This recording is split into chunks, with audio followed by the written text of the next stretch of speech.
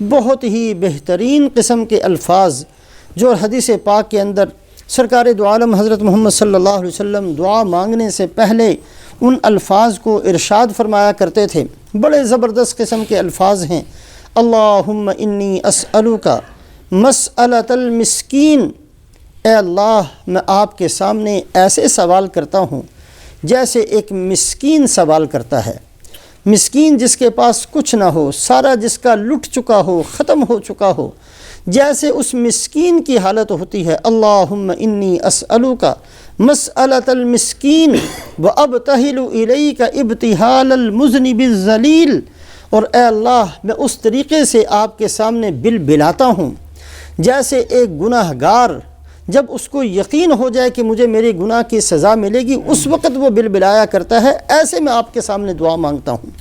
وَأَبْتَهِلُ إِلَيْكَ ابْتِهَالَ الْمُذْنِبِ الذَّلِيلِ وَأَدْعُوكَ دُعَاءَ الْخَائِفِ الضَّرِيرِ، اے اللہ میں آپ سے اس آدمی کی طرح سوال کرتا ہوں جو اندھا ہو اور سخت سردی کی رات میں کہیں پھنس گیا ہو، رات بھی اندھیری، اور رات اندھیری ہونے کی وجہ سے اور ٹھنڈی ہونے کی وجہ سے کوئی مجھے رہبر بھی نہیں مل سکتا، اور خود کی آنکھیں بھی نہ ہوں، جیسے اس آدمی کی حالت ہوتی ہے۔ اے اللہ میں اپنے آپ کو آپ کے سامنے اس آدمی کی طرح بنا کر دعا مانگتا ہوں۔ بڑے زبردست الفاظ رسول پاک علیہ الصلاۃ والسلام فرماتے ہیں، وَأَبْتَهِلُ إِلَيْكَ ابْتِهَالَ الْمُذْنِبِ الذَّلِيلِ وَأَدْعُوكَ دُعَاءَ الْخَائِفِ الضَّرِيرِ وَدُعَاءَ مَنْ خَضَعَتْ لَكَ رَقْبَتُهُ وَفَاضَتْ لَكَ عَبْرَتُهُ وَزَلَّ لَكَ جِسْمُهُ وَرَغِمَ لَكَ أَنْفُهُ، اے اللہ میں اس آدمی کی طرح آپ کے سامنے سوال کرتا ہوں جو سوال کرتے ہوئے رو رہا ہو، جو سوال کرتے ہوئے ناک خاک میں اپنی رگڑتا ہو۔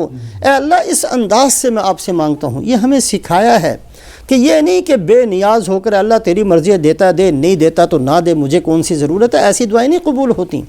اللہ کے سامنے دعا مانگی جائے تو اس انداز سے مانگی جائے کہ اے اللہ میرے سارے دروازے بند ہو چکے، اور اے اللہ سارے سہارے ٹوٹ چکے ہیں، یا احد من لا احد لا، یا سند من لا سند لا، انقطع الرجاء الا منک، اے وہ ذات جو اس کی بن جایا کرتی ہے جس کا کوئی نہیں ہوتا، اے وہ اللہ جس کا دروازہ اس وقت کھلتا ہے جب سب کے دروازے بند ہو جاتے ہیں۔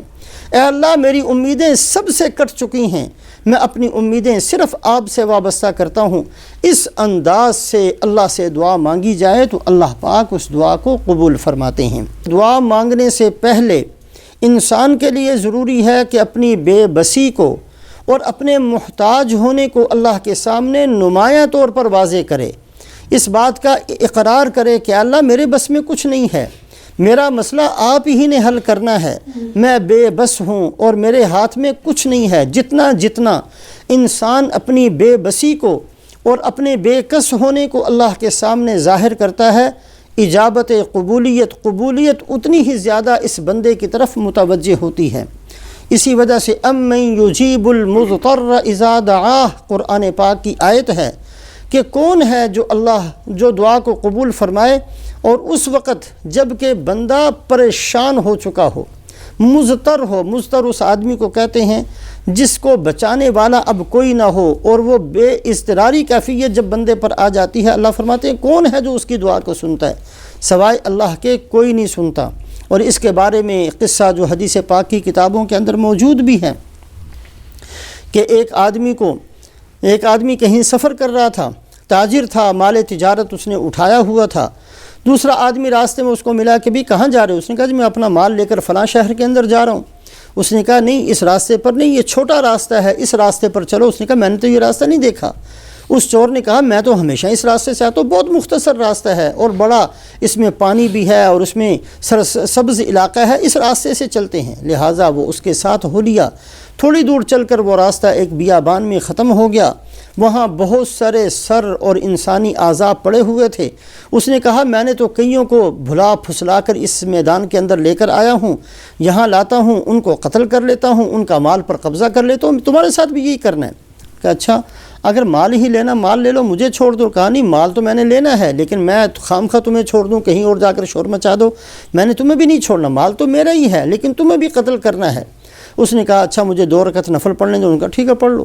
اب 2 نفل شروع کی، اور یہ فرماتے ہیں کہ مجھے سورہ فاتحہ پڑھنے کے بعد صورت بھی یاد نہیں آ رہی تھی، تو میں نے یہی آیت شریفہ پڑھی، امن یجیب المضطر اذا دعا، کون ہے جو ایک بے قرار کی آہ کو سنے سوائے اللہ کے، کون ہے؟ کوئی نہیں ہے۔ یہی آیت شریفہ پڑھی، فوراً ایک سوار نمودار ہوا، نیزے سے اس چور کو ختم کیا اور جانے لگا۔ تو میں نے کہا کہ بھئی بتاؤ تو صحیح تم کون ہو جس کی وجہ سے اللہ نے میری مدد کی؟ کہا میں امن یجیب المضطر کا غلام ہوں۔